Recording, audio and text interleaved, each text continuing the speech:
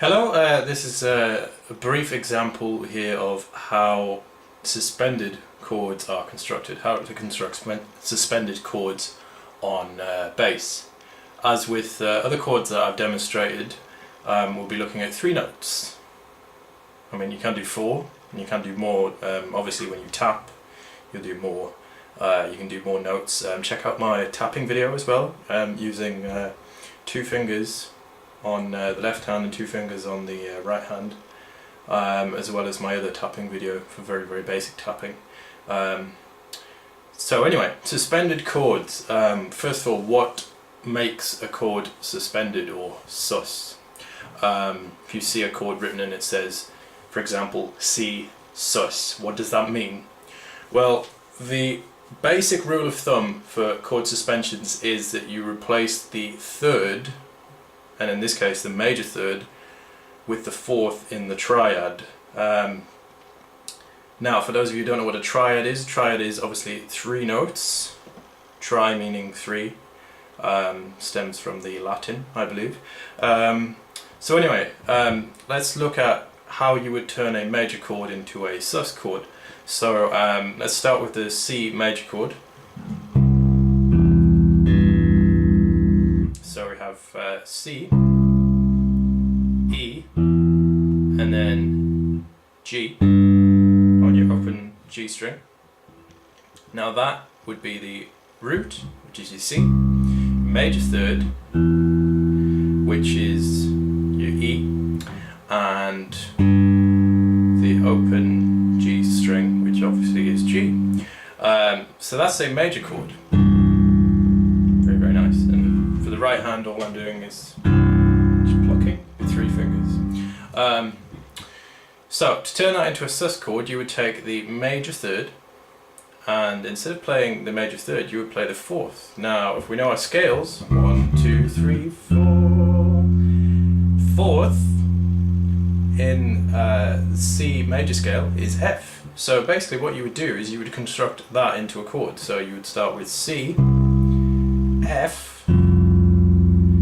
and then G.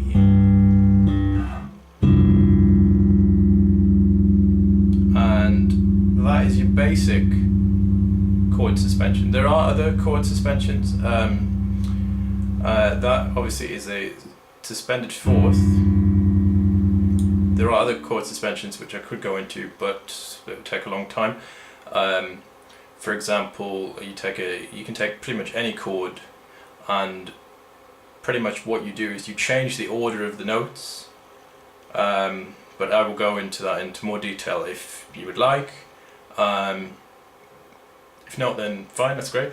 So that's basically your shape in terms of like an open position with that open G string. Now, if we wanted to change that so it's a movable shape, like I was talking about in my other video, and in terms of diminished and augmented chords, a movable shape up around the neck, let's look at D sus.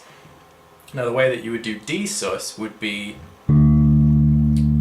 4th finger on the D, on the 5th fret of the A string, and then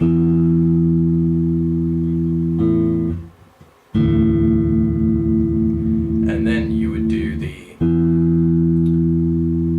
E and the A, which is the 2nd fret of the D string and the 2nd fret of the G string, all together as a chord.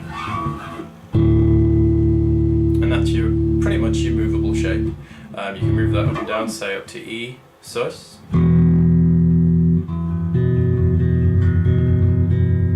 Nice arpeggios and stuff like that. Now, for those of you who are just starting, this might be a little bit of a stretch. It might be quite awkward. My rule of thumb always is if it really hurts, stop playing. So yeah, if you find this difficult, just stick with the open chord shape.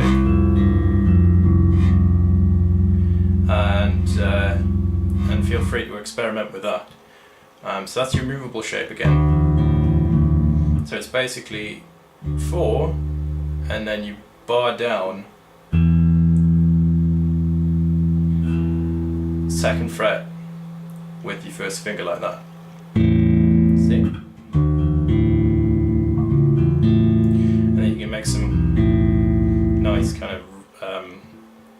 bass line patterns.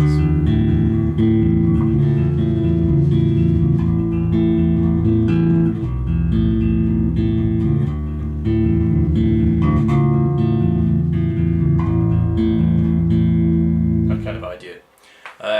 Just a great little thing to experiment with, another little piece of theory there, so feel free to use that however you wish, and any more questions or comments or any other things you would like me to go through in terms of theory or technique or anything, or even choice of bass, things like that, what to buy, what not to buy in terms of style and genre, etc.